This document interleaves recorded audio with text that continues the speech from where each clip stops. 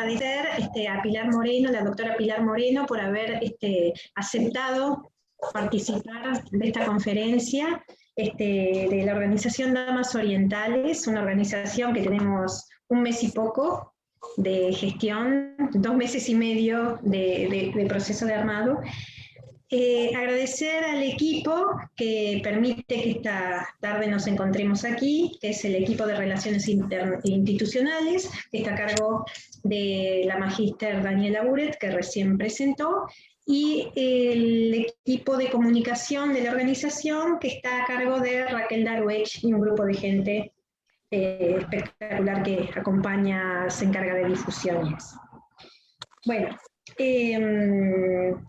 la doctora Pilar Moreno Carlen es doctora en Ciencias Biológicas por la UDELAR del programa PEDESIVA, especializada en Virología, magíster en Ciencias Biológicas y licenciada en Bioquímica.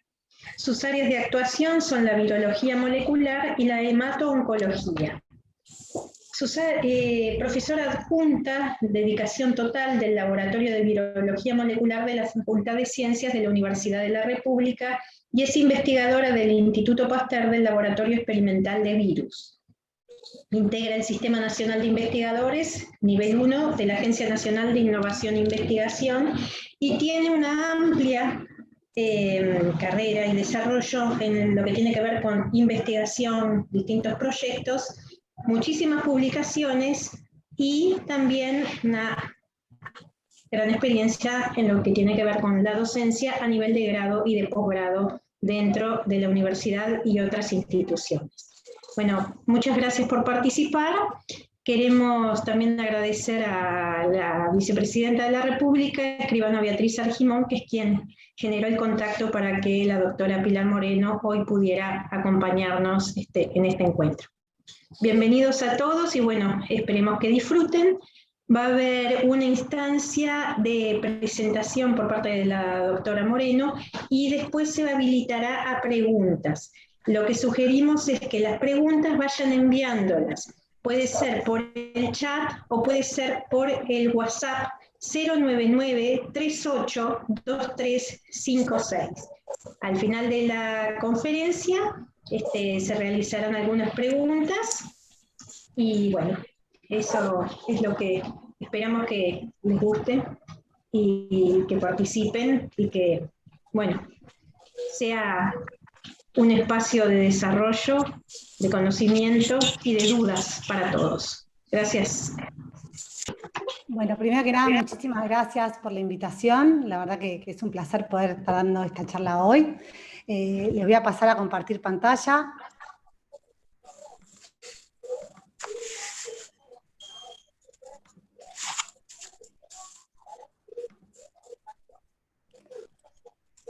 Bueno, la idea de hoy es contarles un poco en realidad el camino que he transitado y que hemos transitado durante todo el año pasado y este año y ponerle un poco en contexto en lo que es el trabajo de la mujer científica, tanto en el contexto COVID-19 como en realidad a lo largo de todos los años de trabajo.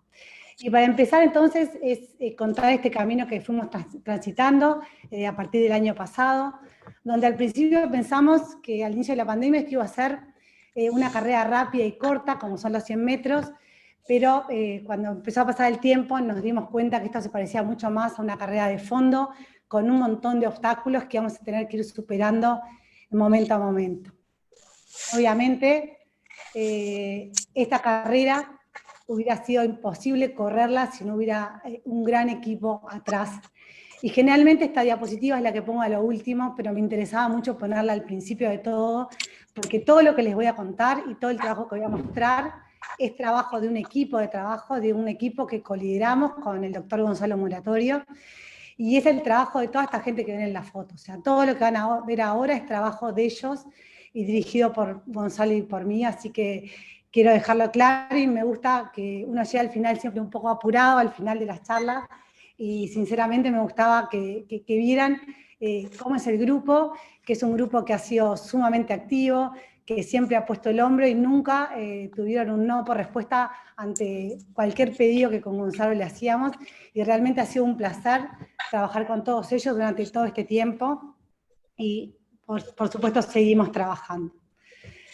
Con respecto a la pandemia, bueno, nosotros tuvimos suerte. Si ven ese mapa y ven cómo pasa el tiempo y cómo se van pintando los países de rojo, vemos que Uruguay fue de los últimos países a los cuales llegó esta pandemia.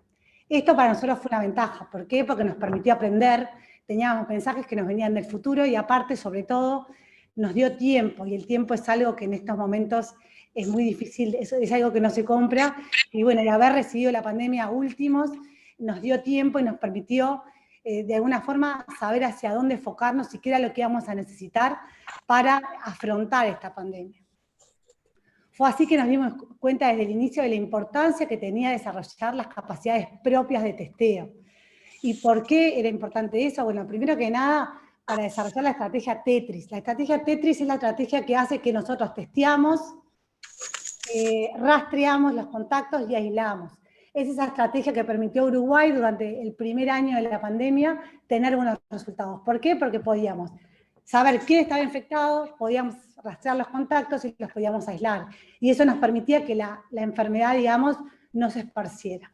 Y además porque también empezamos a ver, y esto es lo que pasó en Europa, que venían las olas y que ellos estaban fallando en la capacidad de testeo. Y eso fue un problema para Europa, un problema aparte que se vio reflejada en un montón de publicaciones en diferentes medios de comunicación. O sea, estaban fallando en el testeo. Eso sumado a que en todo el mundo se cerraban las fronteras, que las multinacionales que vendían esos kits para detectar, o sea, cuando hablo de testeo me refiero a detectar el virus en una persona, y bueno, las multinacionales biotecnológicas cerraban acuerdos con aquellos países más poderosos, y nosotros veíamos que ya de por sí generalmente nos cuesta acceder a cosas del exterior porque demora mucho en llegar, y además con este contexto de fronteras cerradas y de mucha necesidad en la Unión Europea y en Estados Unidos de kit de diagnóstico del virus, pensamos que era fundamental poder desarrollar un kit nacional para la detección del virus. Y fue en eso en lo que primeramente nos pusimos a trabajar. Ya por mediados de febrero se había visualizado este problema, y bueno, y básicamente lo que hicimos es empezar a trabajar sobre protocolos académicos, protocolos que estaban disponibles y que estaban libres para ser utilizados, al que nosotros cambiamos y adaptamos. O sea, ¿a qué me refiero con un kit nacional de diagnóstico? Bueno, básicamente es lo que nosotros hacemos a partir de eso que todos ustedes conocen, que es el hisopado nasofaringeo, que seguramente a esta altura todos en algún momento lo sufrieron. A partir de la muestra de hisopado nasofaringeo, lo que nosotros hacemos es una extracción de material genético. Así como nosotros en nuestras células tenemos ADN, los virus tienen ARN como material genético y que tiene la información para generar nuevos virus. Entonces, ¿qué hacíamos con ese material genético? Lo amplificamos. ¿Por qué? Porque el material genético de por sí no lo podemos ver. En cambio, si nosotros lo copiamos muchas veces y lo marcamos con algo que emite luz, nosotros podemos visualizar si en la muestra de hisopado nasofaringeo teníamos el virus. Básicamente, ¿qué es lo que vemos? Bueno, en una muestra negativa lo que vamos a ver, como ven en donde les estoy marcando, que no vemos señal, o sea, no vemos nada que pase este umbral rojo que les estoy marcando. En cambio, cuando el hisopado nasofaringeo de una persona que sí tenía el virus, lo que vemos es que hay una señal lumínica que se nos marca como esta gráfica. Entonces nosotros podemos distinguir una muestra negativa de una muestra positiva. Y ahí viene lo importante, que podemos distinguir entonces un paciente al cual tenemos que aislar, un paciente al cual tenemos que determinar cuáles son sus contactos, y a su vez también de alguna forma aislar a los contactos de ese paciente. Y esa es una forma que en un inicio Uruguay utilizó para controlar la expansión del virus. ¿Qué ventajas tiene este kit con respecto a los kits comerciales? Porque este kit es un kit que elaboramos de forma casera y que posteriormente, con una empresa biotecnológica, TGen, logramos hacer un producto que hoy en día se produce. Primero, que es independiente de kits comerciales extranjeros. O sea, prescindíamos de comprar los kits que todo el mundo deseaba tanto al inicio de la pandemia. Tenía una alta sensibilidad y especificidad tan buenos como los kits comerciales, era adaptable a los equipos que teníamos en el país, que no era menor, y además tenía el potencial de ser optimizado para las variantes que, como me imagino ya deben haber escuchado hablar y que vamos a hablar un poco al final de esta charla. O sea, nosotros sabíamos sabemos lo que hay adentro de esa cajita y lo podemos modificar. Y eso lo que nos dio fue soberanía nacional y autonomía. Eso que no nos está pasando con las vacunas. Nosotros con las vacunas lo que nos pasa ahora es que nosotros tenemos que ir a negociar con empresas multinacionales para poder tener la vacuna. Eso hubiera pasado con los test al inicio porque era la misma guerra comercial. Nosotros pudimos prescindir de esa guerra comercial y tener algo que era propio. Entonces nos hizo autónomos. Entonces, teníamos el test, que fue el inicio de todo, pero no era suficiente. ¿Por qué? Por varias cosas, porque necesitábamos aumentar el testeo. Si ustedes recuerdan, al inicio de la pandemia, cuando reportaban los test diarios, eran 100 test, 200 test, y nosotros en ese momento, estamos hablando en marzo, nos habíamos fijado como meta, Corea del Sur era como nuestra imagen a seguir, y habíamos hecho un cálculo en ese momento que teníamos que pasar los 1000 test por diarios, y llegábamos a 100, 200. Entonces, ¿cómo hacíamos para aumentar el testeo? Y básicamente necesitábamos 3 cosas fundamentales. Obviamente financiación, necesitábamos laboratorios que utilizaran ese kit para hacer el diagnóstico, y obviamente necesitábamos también recursos humanos. Con respecto a la financiación, conseguimos financiación del Fondo para la Convergencia Estructural del Mercosur y la Agencia Nacional de Investigación e Innovación, y pudimos, mediante esta financiación, entregar gratis test a todo el sistema de salud. Se han entregado cientos de miles de test gratis, sin costo alguno para todo lo que es la salud pública. Y eso es importante destacarlo. Además, se creó una red de laboratorios públicos COVID-19. Realmente hubo un alineamiento de instituciones públicas y académicas y se logró el desarrollo de una red al cual le hicimos la transferencia tecnológica de este kit.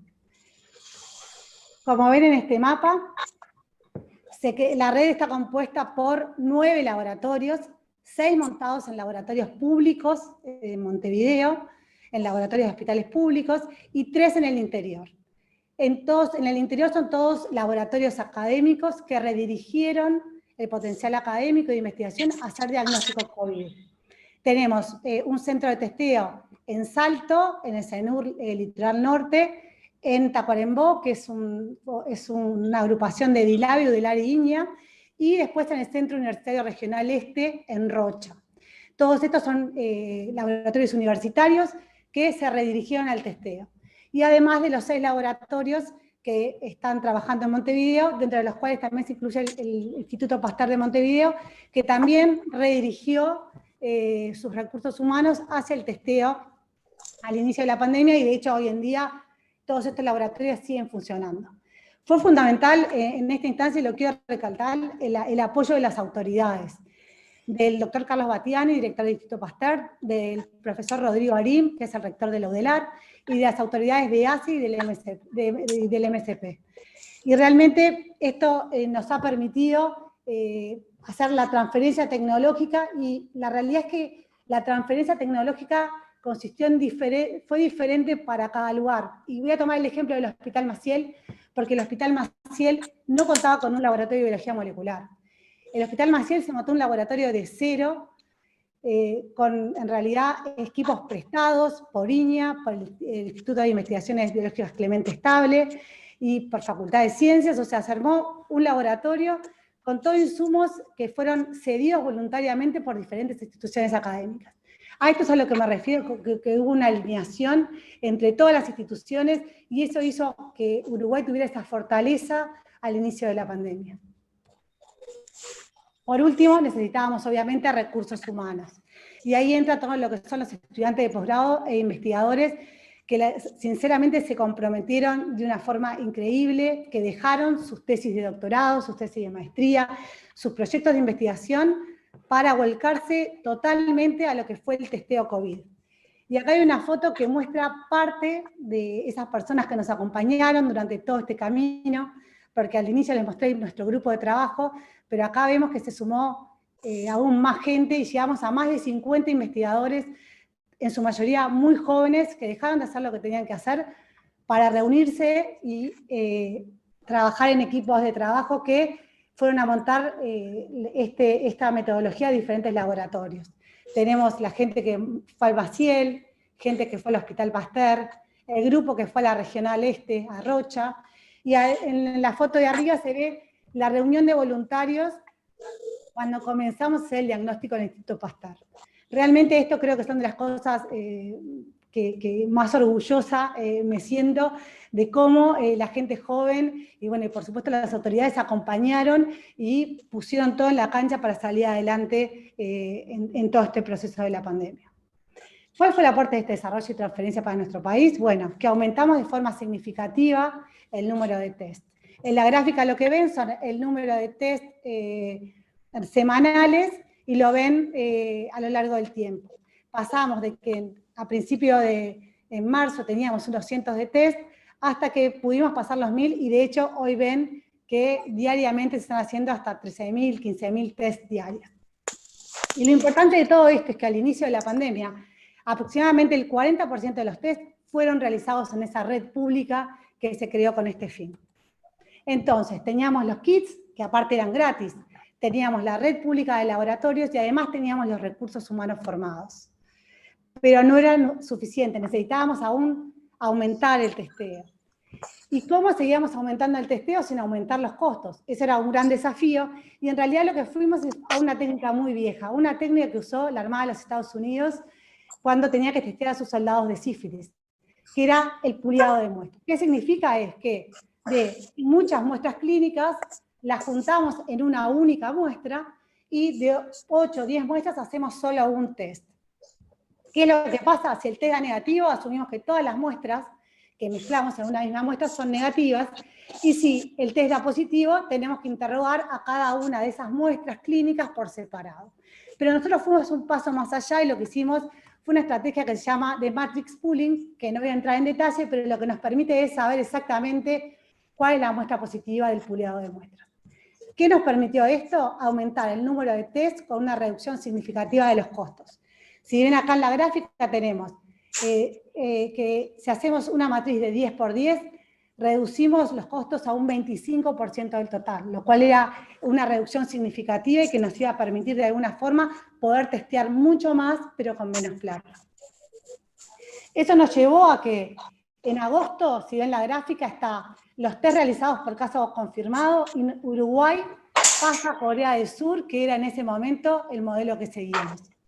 Y esto realmente implicó una gran satisfacción, con mucho trabajo atrás, pero con grandes logros.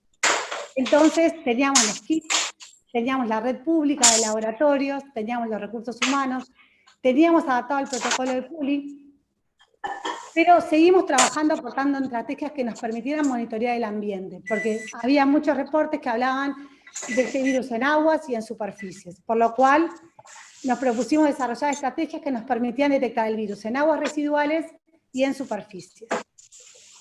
Tuvimos una colaboración con el laboratorio del doctor Iraola y lo que hicimos fue adaptar la técnica de detección de virus a la detección de virus en aguas residuales. Este proyecto fue financiado por la Fundación Manuel Pérez. Lo que hicimos fue tomar 9 estaciones de bombeo de Montevideo, que se tomó agua, y con la metodología adaptada logramos por primera vez detectar material genético de SARS-CoV-2 en aguas residuales de Montevideo. Y esto había sido reportado que podía ser se podía hacer el monitoreo y podía, digamos, avisarnos de un posible brote. Por lo cual hicimos un estudio longitudinal. Durante 2 meses tomamos muestras semanales en 2 estaciones de bombeo de Montevideo. En esta gráfica, la que pueden ver es los casos activos, que se fueron reportando en azul, y en rojo ven la carga viral, o sea, cuanto más alto ven la carga viral es que hay más virus en el agua. Y básicamente lo que veíamos es que veíamos un pico de virus en agua previo a un pico de contagios, lo cual nos podría estar hablando de que podríamos de alguna manera utilizar el agua residual para monitorear cómo iba la infección en el país. Estos son estudios que siguen en curso, pero son estudios que nos muestran lo importante que es monitorear el ambiente. Además, desarrollamos también una metodología para monitorear las superficies. Y esto fue un estudio que hicimos junto con el Hospital Español, que como todos saben es el hospital de referencia COVID-19. Y lo que hicimos fue hacer un estudio sistemático de superficies en estrecho vínculo de los pacientes. Y esto que ven acá es un esquema de cómo son las habitaciones en el Hospital Español, y lo que ven son los lugares donde nosotros muestreábamos, con un hisopo, muestreábamos sobre la mesita de luz, sobre el piso, sobre la mesa de comida, para ver qué era lo que observábamos. Este estudio se hizo por un periodo de 12 semanas, y cada semana se iba a hisopar diferentes habitaciones. ¿Qué fue lo que encontramos? Acá lo que ven son dos habitaciones diferentes. Una de un paciente que tiene alta carga viral, o sea que quiere decir que tiene mucha carga de virus en su hisopado nasofaringio, y lo que vemos es que encontrábamos restos virales en todo lo que ustedes ven como rojo, en todos aquellos pacientes, habitaciones donde había pacientes con alta carga, veíamos que encontrábamos restos virales en las superficies de la habitación, mientras que en aquellos que tenían carga más baja, esos virus en la superficie se reducían. Y esto realmente era importante como insumo para la toma de decisiones, para ver qué eran los lugares donde más se encontraban restos virales, para ver cómo se podía limpiar. O sea, esto fue un trabajo que hicimos en estrecho vínculo con los médicos, y de hecho es una colaboración que sigue al día de hoy, y lo que hacemos es un estudio integral en el Hospital Español, con una colaboración muy importante de los doctores Nin y Hurtado, y básicamente lo que hacemos es un seguimiento integral desde los pacientes, hisopado nasofaringio a lo largo del tiempo, hisopamos superficies, y además lamentablemente ahora también estamos analizando autopsias debido al aumento del número de muertos. Pero bueno, de todo esto sacamos información que creemos que va a ser importante para las decisiones que pueda tomar el sistema de salud. Entonces, teníamos los kits, teníamos la red de laboratorios públicos, los recursos humanos, protocolos para evaluar el ambiente, las aguas, las superficies, pero nuevamente no era suficiente porque, como todos saben, aparecieron las variantes. Esas variantes virales que tanto han escuchado hablar seguramente en este último tiempo. Y brevemente, porque me interesa que entiendan qué es una variante viral, las variantes virales son simplemente virus que tienen mutaciones que son diferentes a el virus original. Básicamente tienen cambios. O sea, la palabra mutación no es una palabra rara ni mala, es una palabra que es natural y que pasa en todos los organismos. Entonces, ¿cómo se generan las variantes? Obviamente por mutación. ¿Qué es lo que pasa? El virus no muta para generar variantes que sean más nocivas para nosotros, simplemente el virus muta porque está en su naturaleza mutar. ¿Qué es lo que pasa? ¿Qué es lo que pasa? Básicamente que el virus generalmente muta y lo que genera son defectos en su genoma, y probablemente esos virus, digamos, son detrimentales y van a extinguirse, no nos van a generar problemas. Otras mutaciones no van a tener ningún efecto y el virus va a seguir como es, mientras que otras mutaciones le pueden dar al virus ventaja, o sea, ventaja para él, no para nosotros. Esas ventajas, esas variantes son lo que nosotros llamamos variantes de preocupación, que son aquellas variantes para las cuales tenemos evidencia que algunos cambios en el genoma de ese virus las han hecho o más transmisibles o han causado más hospitalizaciones, más muertes, y para los cuales los tratamientos y las vacunas pueden ser menos efectivas. Al día de hoy hay 3 variantes de preocupación que ha reportado la OMS, que son la variante británica, la variante de Sudáfrica y la variante brasilera P1, que es la variante que actualmente nos preocupa. Además, hay otras 2 variantes que son de preocupación para los países de origen, que son las variantes californianas y la variante de India, que deben haber escuchado recientemente, que por ahora son variantes de preocupación para su país, no para nosotros, porque todavía no se han expandido a lo largo del mundo. Entonces, esto nos llamó la atención y nos alertó sobre la importancia de hacer una vigilancia genómica en tiempo real para saber realmente qué era lo que estaba circulando en nuestro país. Y eso es importante también para la toma de decisiones a nivel de salud pública. Y lo que se realizó fue un grupo de trabajo interinstitucional de vigilancia genómica formada por laboratorios de la Universidad de la República, del Instituto Pasteur, del Ministerio de Salud Pública y del Sanatorio Americano. Básicamente lo que hace este grupo es, los prestadores de salud envían sus muestras a los laboratorios de diagnóstico, donde se les hace el diagnóstico para COVID-19, y aquellas muestras que son positivas para SARS-CoV-2 son enviadas al Instituto Pasteur.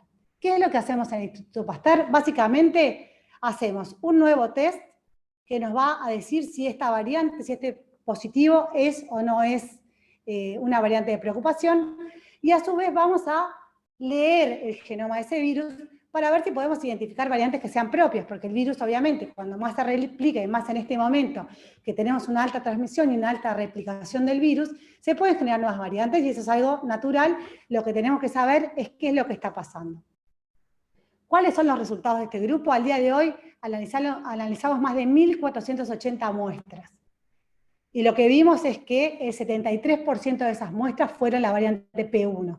La variante P1 es esta variante brasilera, que es 2,5 veces más transmisible, que tiene capacidad de reinfectar y puede evadir parcialmente los anticuerpos generados por la vacuna. De cualquier manera, y vale la pena aclarar, es que siguen siendo sumamente efectivas las vacunas igual para esta variante. Y además lo que vemos es que esta variante está extendida en todo el territorio nacional sin un nexo epidemiológico común, lo cual nos indica que estamos frente a una circulación comunitaria de esta variante. Y si vemos esta gráfica, y quiero que tomen, es una gráfica que va a graficar edad en base al tiempo, y lo que vemos como puntitos celestes son variantes que son las variantes normales, y en rojo vemos la variante P1. Vamos a ver que a lo largo del tiempo hay un aumento significativo de las cepas que son, las variantes que son P1 con respecto a la variante normal. Y a su vez vemos que hay un amplio espectro de rango de edad. ¿Qué quiere decir? Que P1 primero desplaza a las variantes habituales y segundo que expande el rango etario. ¿Qué quiere decir? Ya esto no es una enfermedad de los adultos mayores, ya es una enfermedad que nos puede afectar a todos.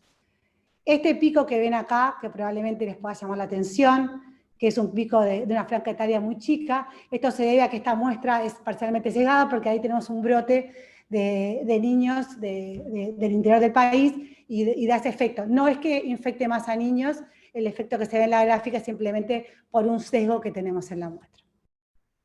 Entonces, a un año del comienzo de la pandemia, les conté este camino que hemos transitado, tener los kits gratis, tener la red de laboratorios, los recursos, los protocolos para evaluar el ambiente, el grupo de vigilancia genómica en tiempo real, pero esto seguramente va a seguir sin ser suficiente. Si bien Uruguay está vacunando muy bien, hoy en día seguimos siendo los primeros en números de muertes diarios y en números de casos diarios. Por lo cual tenemos que continuar trabajando para seguir aportando desde el lugar que nos toca esta pandemia, que nos ha afectado de forma significativa a todos. Y cuando digo a todos, lo digo porque el virus no discrimina, porque el virus nos ha afectado tanto a hombres como a mujeres. ¿Y cómo nos ha afectado? Nos ha afectado de diferente manera. Hay unos rasgos biológicos y nos ha afectado de acuerdo a las normas de género. Con respecto a la biología, lo que se ha visto es que hay mayor letalidad en hombres, probablemente por comorbilidades asociadas al sexo masculino. En cambio, las mujeres nos ha afectado de una forma diferente. Ha aumentado las inequidades y ha afectado el bienestar y resiliencia económica de las mujeres. ¿Por qué? Porque la pandemia ha dado un cierre sin precedentes de escuelas, guarderías, lugares de trabajo, lugares de cuidado, y eso realmente nos ha afectado de una forma significativa. Y ahora quiero contarles cómo me afectó esto a mí, cómo cambió mi vida la pandemia. Y durante toda mi vida, y sobre todo después que tuve a mis 3 hijos, mi prioridad siempre estuvo en mi familia y siempre estuvo en mi casa. Y en segundo plano estuvo mi trabajo. No era porque no me gustara, sino porque había decidido, y fue una decisión personal, bueno, volcar esos años de mi vida a formar mi familia, y la familia tiene un rol muy importante, como todos los que me conocen, que sé que hay muchos que me están mirando, tiene un rol muy importante en mi vida. Y la pandemia me dio vuelta a eso. La pandemia por primera vez en la vida hizo que mi prioridad fuera mi trabajo, y esta vez mi familia quedara un poco en segundo plano. Y bueno, con respecto a la vida laboral, soy una agradecida porque tengo un grupo de trabajo que colidero con Gonzalo. Las codirecciones generalmente no son fáciles, y creo que nosotros lo logramos de una forma poco común, porque nos complementamos, porque nos apoyamos, nos complementamos en las cosas buenas y nos complementamos en las debilidades que tenemos. La diversidad del grupo nos da que tenemos visiones y experiencias diferentes, y la diversidad siempre suma a cualquier grupo de trabajo. Estamos viviendo en un mundo tan polarizado que a veces nos olvidamos que es tan importante poder discutir con una persona de cosas diferentes y de diferentes visiones, y no pararnos de un lado de que esta es mi verdad, sino poder construir una verdad que muchas veces, aparte, está en el medio.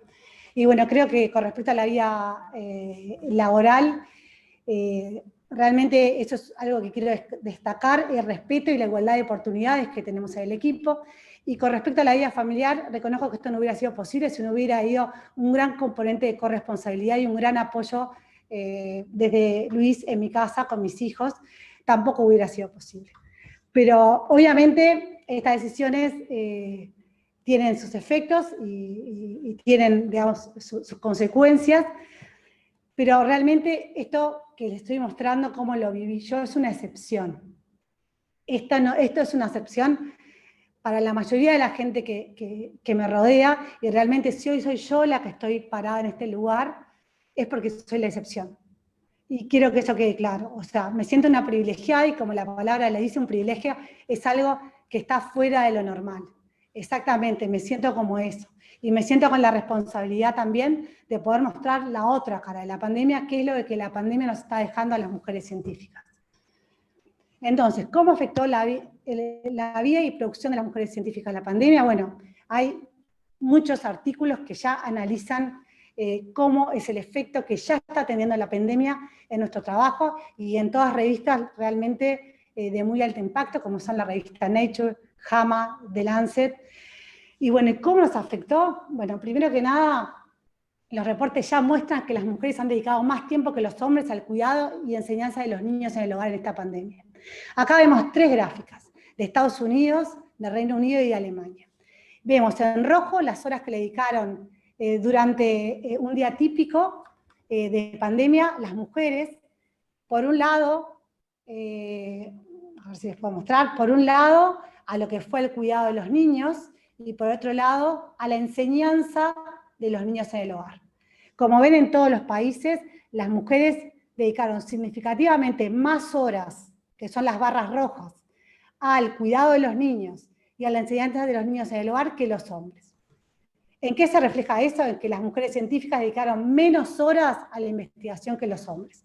En esta gráfica podemos ver el total de horas por semana, y esto es en realidad fue un censo que se hizo en la Universidad de Oxford, y esto es la cantidad de gente que respondió. En celeste vemos en la era pre-COVID. En la era pre-COVID trabajaban aproximadamente una media de 61 horas semanales. En la era COVID eso se redujo a 54 horas semanales promedio, lo que indica que las mujeres trabajaron en un año menos 300 horas, o sea, 300 horas menos de lo que estaban habituadas a trabajar. Y en comparación con los hombres con niños a cargo, esto es significativamente más. O sea, la pérdida de horas que tuvieron las mujeres es significativamente mayor a la pérdida de horas que tuvieron los hombres. Y eso obviamente, indefectiblemente, se ve reflejado en la disminución de las publicaciones que tenemos las mujeres científicas en el año pandémico. Y esto es importante porque en nuestras carreras, una de las formas de medir cómo trabajamos son las publicaciones científicas. O sea, si no publicamos, no podemos avanzar en nuestras carreras, no tenemos fondos para desarrollar nuestras investigaciones, y termina siendo un círculo vicioso del cual nunca podemos salir. Y en esta gráfica pongo un ejemplo que lo que muestra es la proporción de publicaciones de hombres en negro y de mujeres en rojo desde septiembre del año 2019 a mayo del 2020. Y en línea punteada lo que vemos es la brecha de género que se genera. Si ustedes ven, al de septiembre del 2019 existió una brecha, pero la brecha se va acrecentando a lo largo del año 2020. Y esta brecha probablemente antes de septiembre, probablemente no, antes del año de septiembre del 2019, y mucho antes era una brecha muy amplia que se empezó a cortar, y se llegó a esta brecha que vemos entre más o menos un 30% a un 65% de publicaciones de hombres. Lo que estamos viendo es que hemos perdido en estos meses décadas de trabajo, y vemos que la brecha de género está en la mujer llega hasta un 20% de publicaciones, mientras que el hombre llega aproximadamente a un 80%. Estamos hablando de una brecha de género de un 60%. Y esto es solo en uno de los estudios. todos los estudios muestran que, y estos son autores de correspondencia que son, digamos, científicas más senior que firman como responsables de grupo, pero también lo vemos en las publicaciones como primeras autoras y en las publicaciones en general. Pero lo que más preocupa es en las publicaciones como primeras autoras, que las mujeres han disminuido significativamente esa posición. ¿Por qué? Porque son científicas jóvenes. Entonces, esto nos muestra que el impacto no solo va a ser a corto, sino que va a ser a muy largo plazo, poder volver a retomar los carriles normales de lo que implica esto para nosotras en este año. Si eso además le sumamos la situación de nuestro país, y vamos a lo otro que mide cómo es nuestro desarrollo académico, que es el Sistema Nacional de Investigadores. Si ven este gráfico, se ven los 4 niveles del Sistema Nacional de Investigadores. El nivel 3 es el nivel más alto. Y lo que vemos en rojo son las mujeres, en azul vemos a los hombres.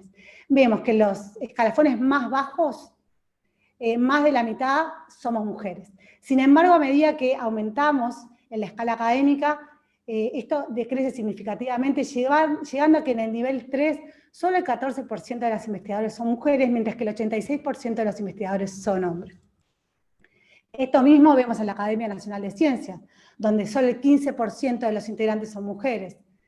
Lo mismo, lamentablemente, vemos en el GACH, que es una institución creada mucho más recientemente, vemos que solo el 24% de las integrantes del GACH son mujeres y probablemente todos los que me escuchan estarán de acuerdo que son los menos visibles.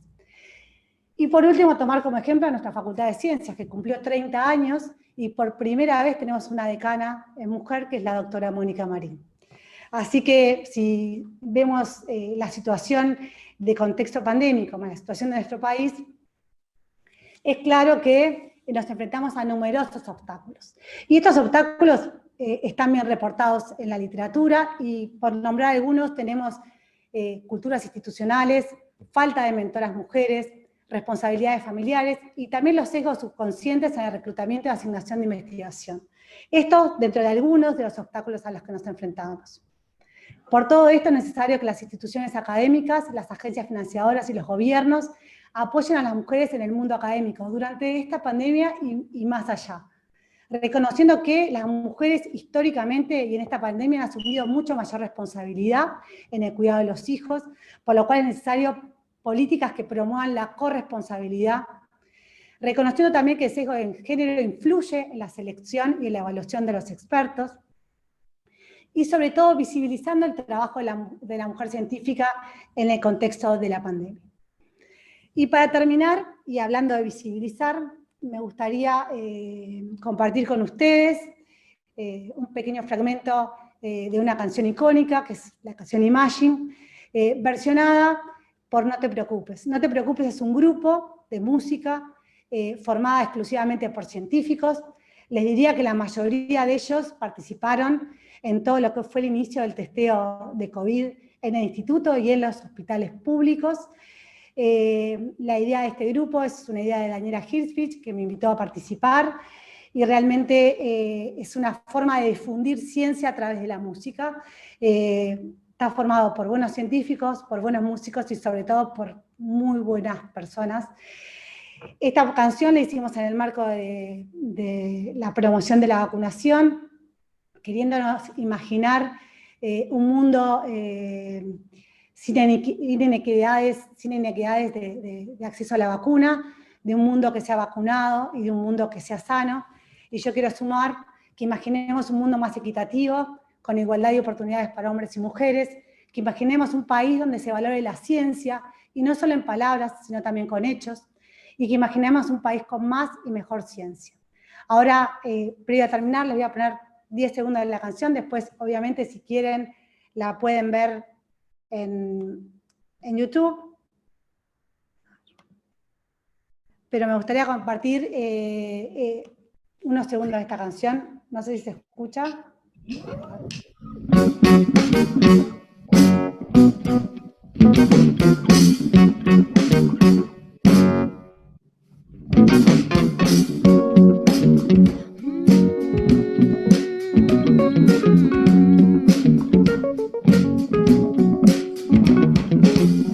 Imagine there's no heaven. It's easy if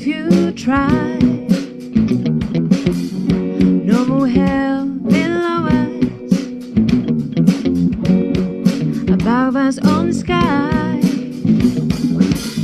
Imagine all the people living for today. Bueno, no los quiero aburrir, pero si la quieren lo pueden ver en YouTube. Bueno, muchísimas gracias por la invitación y espero haberles podido transmitir lo que fue este año para mí y para nuestro grupo. Así que muchísimas gracias. Bueno, muchas gracias, doctora Moreno, por esta conferencia. Fue muy clara, generó, creo que, bastantes preguntas. Y bueno, vamos planteando algunas para poder continuar. Daniel. Sí, acá una de las preguntas que llega es ¿cuántas mujeres trabajan en todo el proceso de creación de los kits?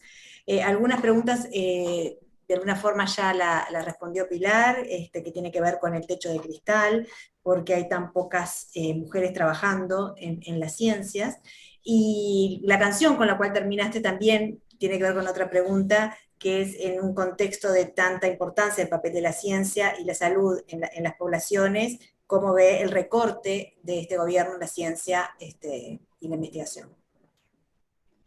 Bueno, con respecto a la primera pregunta, que era cuántas mujeres intervinieron en la creación del kit, en realidad somos 50 y 50 en nuestro grupo. En general somos mitad y mitad de hombres y mujeres, y durante todo el proceso, realmente, o sea, si uno viene al instituto, va a Facultad de Ciencias, los estudiantes, los investigadores jóvenes, son el 50% de la población universitaria en nuestra facultad y en nuestro instituto. O sea, realmente en eso hay equidad. El problema es cuando vamos a los cargos de mayor responsabilidad y mayor visibilidad, que generalmente ahí es donde vemos ese sesgo que empieza a aparecer a partir de, digamos, cuando avanzamos en las carreras científicas. Pero en nuestro caso y en nuestro grupo fue exactamente igual, y tenemos un grupo donde se valora eso y sobre todo un poco lo que decía, o sea, creo que es importante la diversidad, y me parece que en eso tanto hombres como mujeres tenemos diferentes experiencias y brindamos diferentes visiones, y me parece que la complementariedad de esas visiones es lo que hace un grupo exitoso, y creo que en el fondo eso es lo que hemos logrado con Gonzalo de la dirección del grupo, o sea, lograr complementarnos y lograr transmitir eso a la gente que trabaja con nosotros. Entonces, por ese lado, nada, ha sido realmente muy bueno el trabajo, una satisfacción trabajar de esa forma. El rol de la ciencia y la importancia en la salud de las poblaciones, en la vida cotidiana, y los recortes del gobierno en la investigación científica. Bueno, nosotros creemos que en realidad, o sea, Uruguay tiene que apostar a la ciencia y tecnología. Uruguay demostró que con un presupuesto magro de todos los años anteriores y estos años que hemos vivido, ha logrado tener un sistema científico consolidado, que en el momento que el país lo necesitó, estuvo a disposición, y realmente creo que estuvo a la altura de las circunstancias, poniendo todo lo que había para sacar esto adelante.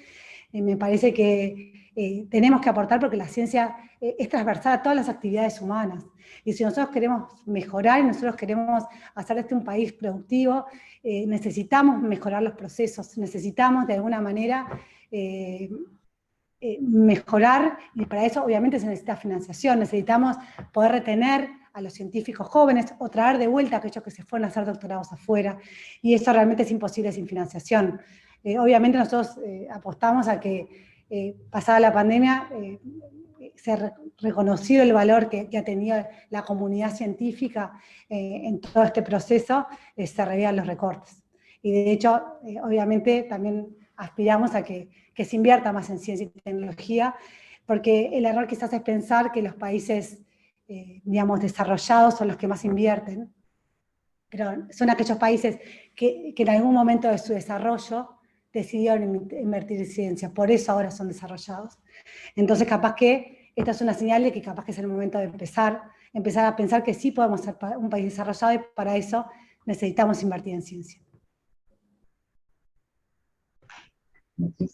Beatriz, habías levantado la mano. Sí, presidenta. Si me permiten,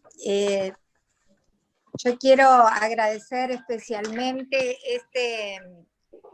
este espacio que hoy Damas Orientales nos trae de la mano de esta gran científica.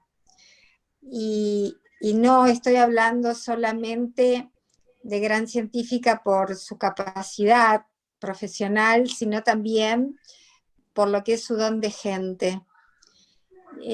A mí me parece muy importante, especialmente para quienes estamos permanentemente tratando de hacer entender que hay una mirada femenina y masculina de construcción de la sociedad, la importancia de que las mujeres estemos en todos los lugares donde precisamente decidimos, en base a nuestra libertad, desarrollarnos.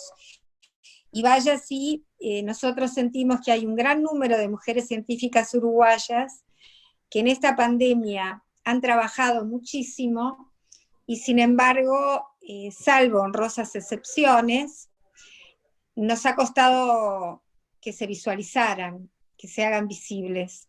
Básicamente porque siempre pasa lo mismo, porque llegado el caso, pese a nuestra capacidad de trabajo, siempre públicamente, todavía en muchísimos rubros, aparecen muchos más varones que mujeres.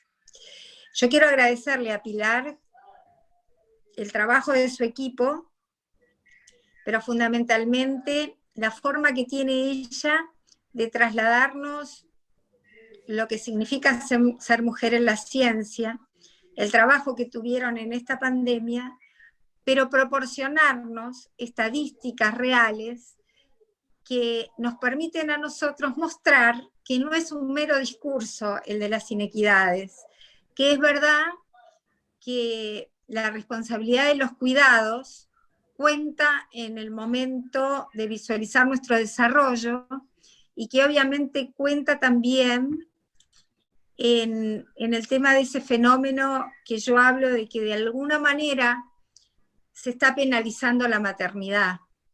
Y por eso comparto todo lo que Pilar habla respecto al fortalecer las líneas de la corresponsabilidad.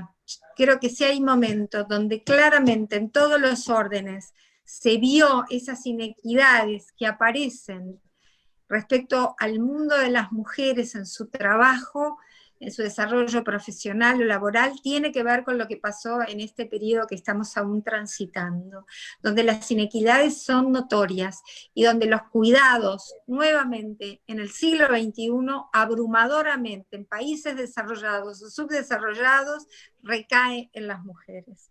Entonces, esto que hoy nos trajo Pilar tiene que ver con la reflexión de lo que significó el rol de los científicos en cómo enfrentamos la pandemia, pero tiene que ver también en cómo debemos seguir insistiendo en que los cuidados son un tema que deben ser considerados por las políticas públicas en términos de mostrar que forman parte del mundo de las inequidades. Así que, Presidenta, yo quiero agradecerle a Pilar, además esa claridad mediana y esa calidez que tiene cuando habla y ese orgullo que nos transmite por ser una científica uruguaya. Y bueno, y agradecerle el habernos dado insumos, porque nosotras desde aquí, desde Damas Orientales, que tenemos como impronta el tema de la sororidad y el de hacer visible fenómenos que tienen que ver con las inequidades que nos afectan a las mujeres, nos ha proporcionado material muy importante a efectos de seguir avanzando en la denuncia y las búsquedas de soluciones a todo nivel en un tema que no es fácil porque hay un tema cultural que sigue pesando fuertemente, pero que bueno, que no podemos resignarnos porque las mujeres aportamos a los productos brutos internos de nuestros países y los países además no deben privarse de los aportes de nosotras las mujeres. Así que gracias Pilar por todo. No voy a hacerte ninguna pregunta porque quedó todo más que claro. Así que agradecerte a vos por todo, en serio. No, agradecerles a ustedes por Muchas la invitación. gracias, Pilar. Muchísimas gracias por las palabras. Pilar, muchas gracias.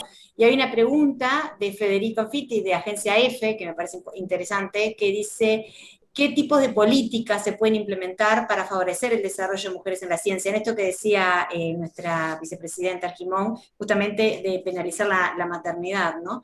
Y además pregunta si Uruguay ganó soberanía con la fabricación de test, si podría ponerse al hombro también la producción de vacunas, quizás haciendo alusión a las declaraciones del intendente Orsi, que había propuesto eso también en la Torre Ejecutiva.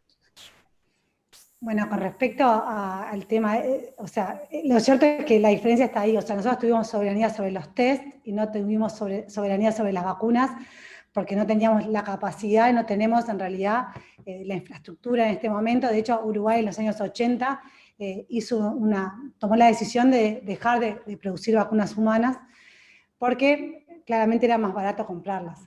Lo que no nos dimos cuenta, y capaz que pensando en un futuro donde probablemente pueda pasar eventos de este tipo más seguido de lo que esperamos, es que nosotros necesitamos tener autonomía, necesitamos tener soberanía sobre las vacunas.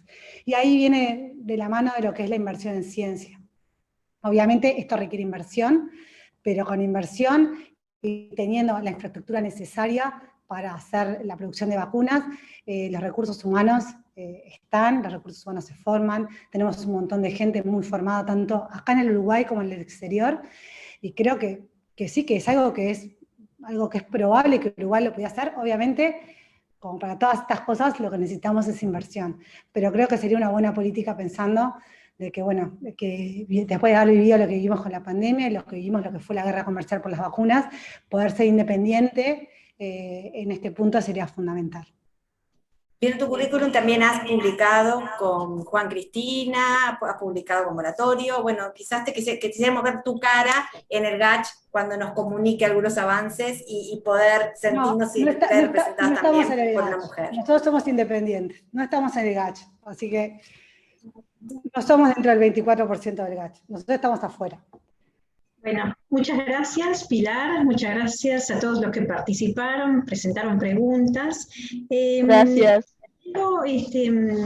Queríamos, un poco resumiendo, creo que lo interesante es también plantear que durante más de un año que llevamos del proceso de pandemia, desde el punto de vista de lo humano, fue bien interesante ver el proceso de cómo surgieron las distintas formas de comportamiento y de manifestarse ante el temor, el miedo y la incertidumbre, que es lo que presentó en un primer momento todo esto. ¿Quién fue dando un poco, digamos, la respuesta o calmando a toda la población? Hablando en general, pero también particularmente en el caso de Uruguay, todo lo que tiene que ver con el mundo científico, que cobró un papel preponderante. Todos esos aspectos de lo más negativo que surgió de lo humano, porque sí sucedió, y de lo más positivo, creo que quedó reflejado en la posibilidad que la ciencia y los científicos transmitieron y en la trascendencia. No solamente queda el científico en el producto, digamos, que elabora en el laboratorio, sean los test, sean la vacuna que es inoculada, sino que trasciende en la permanencia del otro, en la sobrevivencia y en la vida de todos nosotros. Eso es lo importante a recalcar. Creo que hubo elementos también en todo este proceso desde el punto de vista de lo que es la investigación que tienen que ver con el girar la mirada de un montón de elementos que mucho tiempo se criticó, que era un poco el pan y circo de la historia de la humanidad, y en este momento esta pandemia lo que hizo fue detenernos un momento, hacernos retornar al hogar, a lo interno de la casa, del núcleo social donde vivimos, hogar, pero también a lo interno de cada uno de nosotros como seres humanos. Lo importante, me parece, en esto, es lo planteaba Beatriz, lo ha planteado en Pilar, en lo que tiene que ver con si la pandemia nos alertó. Estos meses estamos atentos a todo esto. Pudimos visualizar las grandes diferencias, desigualdades que existen, específicamente en lo que tiene que ver con las mujeres y la niñez, porque las mujeres siguen sosteniendo todo el proceso de lo que es la niñez. Hoy antes de comenzar conversábamos con Daniela Buret, con Pilar, las que somos madres y trabajamos en investigación. Es todo, digamos, un compromiso y una complejidad vivir o desarrollarnos desde estos lugares, sabiendo que por momentos podemos dejar de lado uno u otro campo. Lo importante me parece que es, cuando pase esto de la pandemia, que se va a retornar en algunos meses a un estado de normalidad, otra normalidad, es no olvidar de esta situación, porque enseguida ya nos vamos diluyendo en otros elementos que nos van capturando la atención. Entonces es importante, las mujeres científicas, las mujeres en todo, en todas sus funciones, en todo su hacer social, mantener esta mirada atenta y no diluirnos y continuar trabajando. Estos espacios que se generan, esta red que se estableció de damas orientales, un poco surge con esa intención, la permanencia, la trascendencia y la transmisión, no solamente de los conocimientos o de las posibilidades de transmitir herramientas, pero sí de que permanezca el cuestionamiento, la crítica, el estar alertas como mujeres para poder continuar. Que esto no se diluya.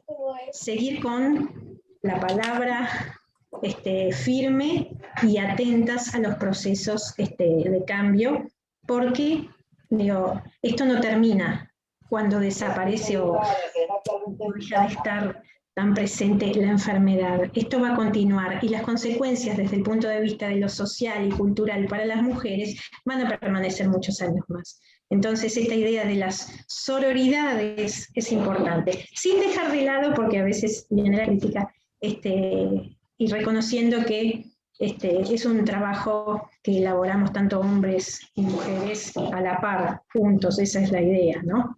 Entonces un poco esto es para resumir, y bueno, agradecer nuevamente a Pilar, clarísima, los comentarios impecables en el chat, ahora te los guardamos, y bueno, a todo el equipo y Beatriz por generar este encuentro, que realmente creo que fue más que fructífero.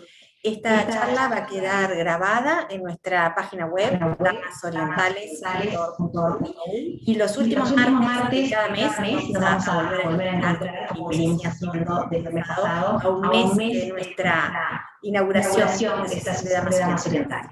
Así que gracias y nos estamos viendo. Bueno, muchísimas gracias por la invitación.